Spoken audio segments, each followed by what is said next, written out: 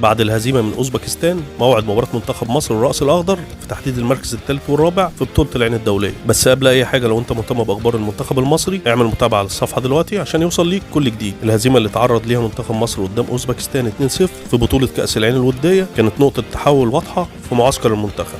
السبب انها كشفت مشاكل كبيره في المنتخب قبل بطوله مهمه زي كاس الامم الافريقيه 2025. من اول ما نزل المنتخب المصري ملعب هزاع بن زايد بان واضح ان في خلل كبير في الترابط بين الخطوط، لا تنظيم دفاعي ولا افكار هجوميه، واللي استغل ده طبعا منتخب اوزبكستان اللي مسك المباراه من بدايتها وقدر يفرض ايقاعه. الهدف الاول كان نتيجه طبيعيه لغياب التفاهم بين محمد شحاته ومروان عطيه في نص الملعب، اتنين المفروض يغطوا قدام الدفاع لكن الضغط كان ضعيف جدا، وده اللي سمح لاوستن مهاجم منتخب اوزبكستان انه يعدي في مشهد مهين من 5 لعيبه من منتخب مصر ويحط الكوره في شباك محمد صبحي. هدف كشف قد ايه وسط الملعب مفتوح ومش متماسك. اما عن الهدف الثاني فالهدف الثاني جاء من ثغره واضحه جدا خلف محمد هاني في الجبهه اليمنى، مساحات كبيره وغياب للتامين، وده نفس العيب اللي فضل موجود طول الشوط الاول. اوزبكستان استغلت المساحه وسجلت الهدف الثاني بسهوله علشان يبان ان الدفاع متاثر جدا بخطه فيها قلب دفاع واحد بس رامي ربيعه، ومعاه اظهره بتلعب ادوار دفاعيه مش طبيعيه بالنسبه ليهم، ودي كانت الخطه الغريبه اللي عملها حسام حسن. بالرغم ان مشاكل الدفاع كانت واضحه جدا، لكن تدني مستوى منتخب مصر ما وقفش لحد كده،